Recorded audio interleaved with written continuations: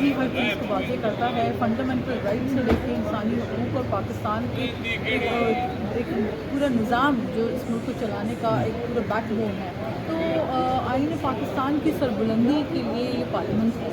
अब ये पार्लियामेंट की ज़िम्मेदारी है कि हम अपने जो मैंडेट लेकर आए हैं उसके ऊपर मुकम्मल तौर पर पूरा उतरें, आवाम की खिदमत करें। और ये रिफॉर्म्स आज आप देख रहे हैं कि आज जुडिशल रिफॉर्म्स की बातें हो रही हैं, तो ये आज नहीं हो रही है। एक तासुर दिया जा रहा है कि अचानक से शायद हम जुडिशल रिफॉर्म्स लेकर आना चाह रहे हैं, लेकिन ये तो हमारी पाकिस्तान पीपल्स पार्टी की मैनिफेस्टो में मौजूद है। हर दौर में बीबी शहीद भी इसके कॉन्स्टिट्यूशनल कोर्ट्स की बातें किया करती थी और ये उनकी सोच थी। तो ये कि आजकल डेवलप हुई भी सोच नहीं है।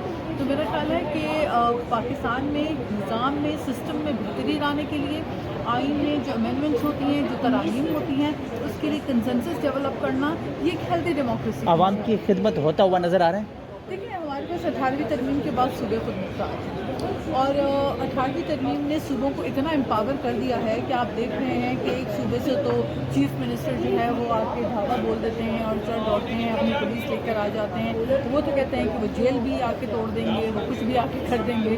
तो एक इख्तियार तो बहरहाल 18वीं तरमीम ने सूबों को दिया है, उसका अच्छा इस्तेमाल कहाँ हो रहा है और उसका बुरा इस्तेमाल कहाँ हो रहा है ये भी आप देख रहे हैं। उसी इख्तियार का अच्छा इस्तेमाल आप सिंध में देख रहे हैं, लोगों को हेल्थ की रिफॉर्म्स करके, एजुकेशन रिफॉर्म्स करके, इंफ्रास्ट्रक्चर, लोगों में एक खुशहाली नज़र आती है, तरक्याती काम नज़र आता है।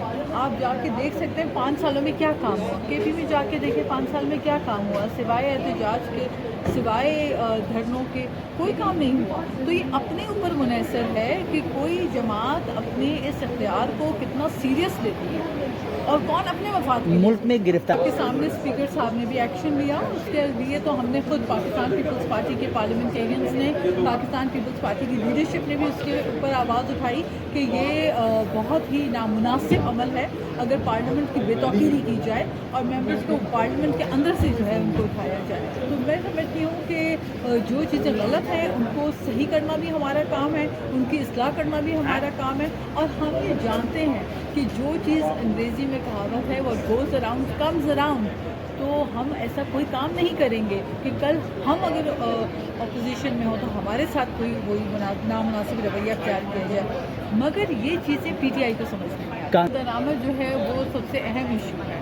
हमारे पास मसला ये है, आज हम जैसे जुडिशल रिफॉर्म्स की भी बात कर रहे हैं, वो क्यों कर रहे हैं? क्योंकि होता ये है कि अगर मुकदमा दादा का होता है तो वो पोता भुगत रहा होता है, इंसाफ तब भी नहीं होता। आज आपने देखा कि नवासा जुल्फ़िकार अली भुट्टो के नवासे बिलावल भुट्टो साहब को जब अदालतों ने इंसाफ दिया तो कितने अरसों के बाद, जनरेशन्स के बाद, बीबी शहीद उसके लिए जो है वो तगदो करती रही, लेकिन ये जनरेशन्स के बाद जाके आपको इंसाफ मिलता है। तो इंसाफ तो बर वक्त मिलना चाहिए हमें। इसके लिए तगदो कौन कर रहा है? पार्लियामेंट कर रही है कि आइंदा जो असल अवामी जो इश्यूज़ हैं उनके ऊपर जल्द फैसले हों, उसके लिए जुडिशल रिफॉर्म्स हों और इन चीज़ों के ऊपर प्रैक्टिकल इम्प्लीमेंटेशन जो है, जिस तरह मैंने आपको पहले कहा कि 18वीं तरमीम के बाद बहुत सारा इख्तियार है जो कि सूबों को दे दिया गया है। अब ये सूबों की जिम्मेवारी है। हम सिंध में जाते हैं तो हम देखते हैं कि वहाँ पे एम्पावरमेंट है, वहाँ पे काम हो रहा है। आप पंजाब की भी अगर मिसाल देख लें तो वहाँ पे आपको कोई तो मिल रहा होगा ना कि कौन किस चीज़ का वज़ीर है,